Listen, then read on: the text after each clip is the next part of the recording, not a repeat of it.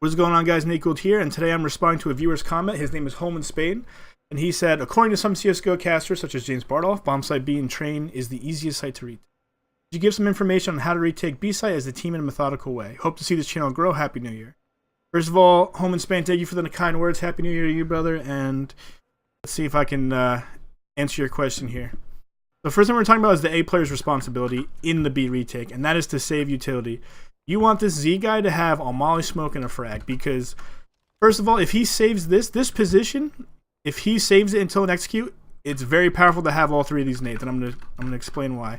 If they smoke and if they go B, you have it to nade and do late damage, right? So if they're executing B, you can do late damage.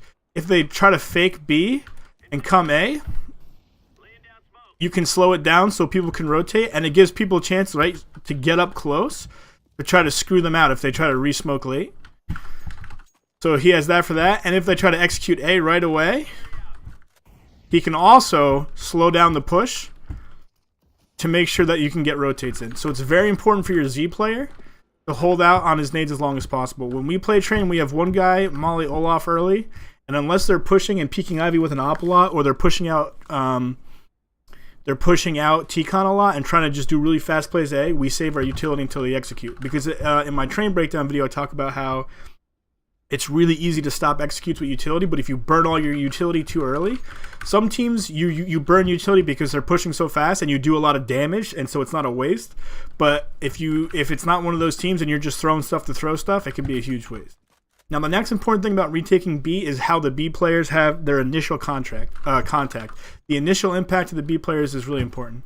A common setup we see is someone hiding boxes, and then someone, either Z, depending if they have an op, or up close, like holding upper so you guys can fight initially.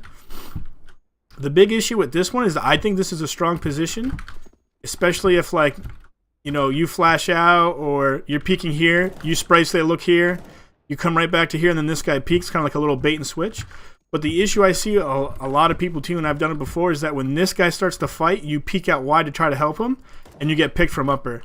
This guy, it's a one and done spot. If he gets to, it's great, but he's pretty much kind of dead. That's why you don't use it a lot. You use it to catch him off guard, and you try to bait and switch with this player. But if you try to like recommit and peek wide to get the trades, I mean, anything outside of like maybe bouncing a grenade to try to do the damage to the people he fought, you're going to overcommit and get picked, and you're going to lose the bomb site. You really want to try to keep this control, because the next big part about retaking B is your teammate has to be able to get out the trains. And if you let T's get to this point, they're going to cut off rotations, and you're going to have a serious, serious problem. So another setup you could do is have this guy holding upper, right? You're watching lower.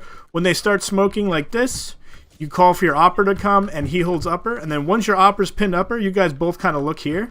What I would do is molly there, a little bit deeper, and molly there. And the reason is because a lot of people throw this molly, but you can one hop out of that. If you molly here and molly here, it's going to hurt the bomb planner, and it's going to keep them from pushing. They're going to have to run through. Here, let me get both at the same time. They're going to have to run through all of this to either push you or to get a plant. And it's going to push them up to here, and it's going to push them out to there. So basically what you can do, what you're doing is they're stuck here, and now you can spam them down here. Or they're pushing out here, and you can try to get a pick of a guy jumping out of the smoke there. So that can give you early picks and do a lot of early damage.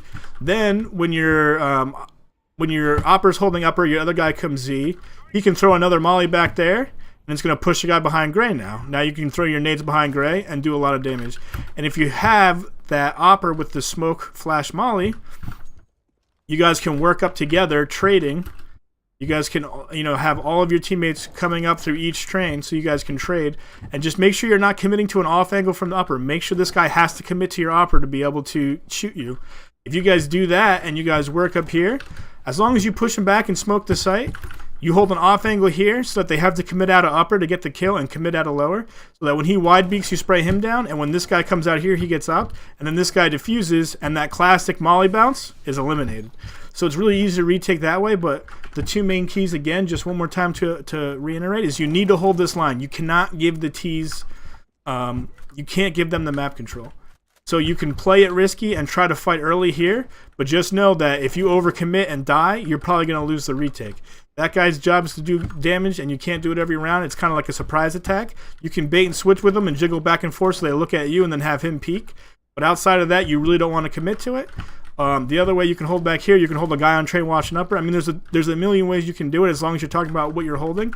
And then once the op holds upper, you guys both want to commit to making sure they're not pushing the smokes.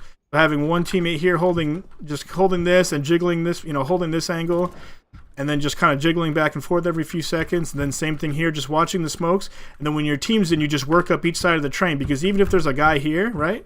So say there's a guy, we'll start with oil, right? Because everyone tries to get oil. Now they probably won't be here because you held this map control, but say they are. If you have a guy work up here and a guy work up here, okay, I fight him, backstab.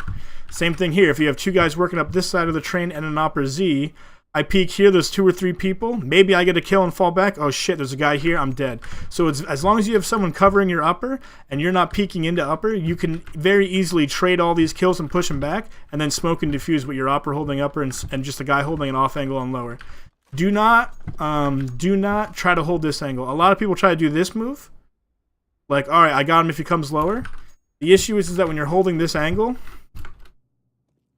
and you're going to come here and hold this, as soon as they see a leg, they're just going to spam you down. Come here. Before your operator can even react, you're probably going to get the kill.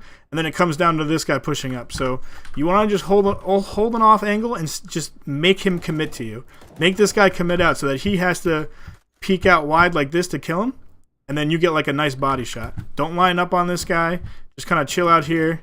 Chill here so when he shows the side, you can get him. Even if that guy dies, make sure you have kits. So that's pretty much it. That's my thoughts on retaking B.